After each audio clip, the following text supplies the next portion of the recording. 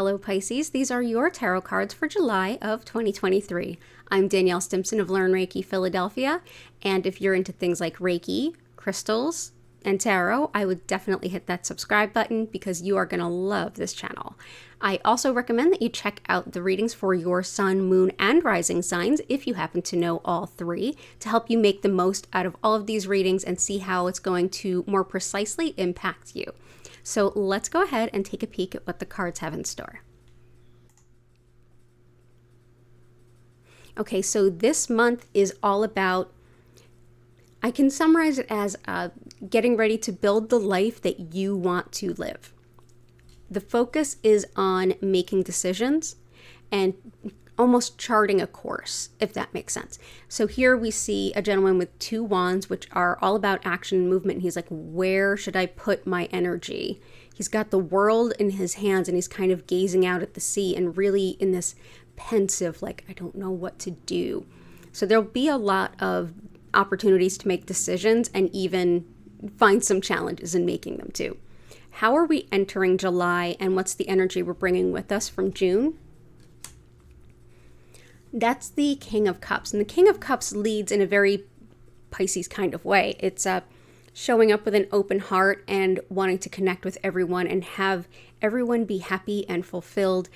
Not necessarily showing up with an agenda of one's own, but being very flexible and mutable as long as everybody's getting along and everyone's feeling good about stuff. The challenge for this month is the Nine of Pentacles. And being that this shows up in the challenge, it takes on a little bit of what would normally be called the transverse or reversal meaning.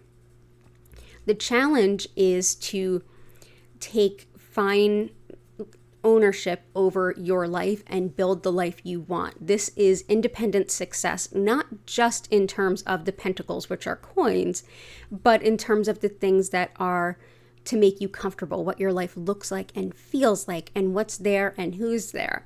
If you see, she's got her own garden. She's decided what flowers are going to be there. She's got her pets. She's got everything that makes her happy here. It's not just about the coins. It's about everything in her life being what she wants it to be. This is very much considered like a high-level entrepreneur card. This is, like I said, individual success. But this is in the challenge. So you're finding that concept really difficult and foreign. This is, it can be really hard. And also this card in the transverse can mean a lack of confidence. So definitely a lot of self-doubt. It can also be a lack of discipline in some regards, which I totally get. This is a reminder that she had to do something she wasn't necessarily comfortable in the moment for in order to get to where she's comfortable on a broader scale where she's going. So that's the challenge, is having the confidence to say, this is exactly what I want and this is how I'm going to get there. What is the best path forward? Best path forward is the Emperor. Emperor is all about those structures and those patterns and those plans and sticking to those plans. He is, in a way, if he was like at his worst, it would be like almost like authoritarian, but that's not what we're going towards. The energy he brings is the kind of structure where everyone can thrive. That would be the best aspect. But this also means of having to, at a sense, say no sometimes. At other times having to say, this is what's going to work, this is what's not going to work. Yes, I want to do this right now, but I have to do this other thing right now. So the Emperor being a major arcana, this is going to be like a big life lesson, soul purpose kind of thing, if you choose to take that on. But yeah, you can make those decisions and you can stick to them, certainly.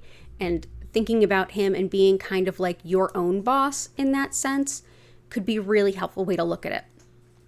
Now remember, at the heart of this, the focus of the month is that Two of Wands, those making decisions. There's a reason that you want to make those decisions and not procrastinate or just kind of hope for the best. Like you're normally very like, I can kind of go with the flow. Now is a time to kind of be a little bit more rigid. And this is the next card and the last card of your reading is the whispers from your guides, which is exactly what it sounds like. And basically what your guides are saying, and if you're not familiar with tarot, death is not a bad card. It almost never means actual literal death. But this is a message from your guides. It's also major arcana. Death is about natural endings, and what this really represents in your reading is that this is the time for you to make the decisions rather than wait and allow the decisions to just kind of happen.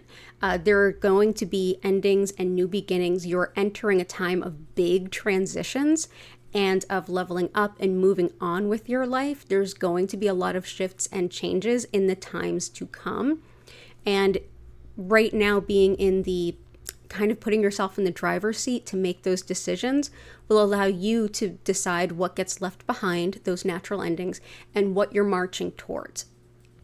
Death and the Fool have a really unique connection and very symbiotic. The Fool is the heart of the tarot. The first card in the tarot is number 0, the Fool, and you can summarize the entire tarot as the Fool's journey. The Fool is carrying a white flower or wearing a white flower if you're looking at like the traditional iconography of tarot. That white flower comes from the last ending. It comes from what you've left behind, what you're moving on from, and where you're going. So you're starting a new adventure after having left something behind. That's what death is about. This is not a tower. This is not everything crashing down on you. This is not anything bad. This is about making decisions about, okay, these are the things that are most important to me. These are my priorities. And how can I set up my life to make sure that I'm on a course to achieve that? Those things that are important to me. To take that challenge of the 9 of Pentacles and make it what actually is. How you live your life of comfort and safety and stability. And not sort of allowing those decisions to be made for you. This is basically your guide saying, like, change is inevitable. This is your opportunity to decide how that change is going to show up in your life. So with that, Pisces, it is a big month. There's a lot to think on. There's a lot to reflect on, but you absolutely got this. Definitely check out those other videos for your sun, moon, and rising if you happen to know them, because that'll give you even more information. And if you'd like to learn more about me or schedule a one-on-one reading, my books are open. You can go ahead and visit learnreikiphiladelphia.com to learn more. And thank you so much. All the best for you for a beautiful July, and I hope to see you again in August. Take care, Pisces, and bye for now.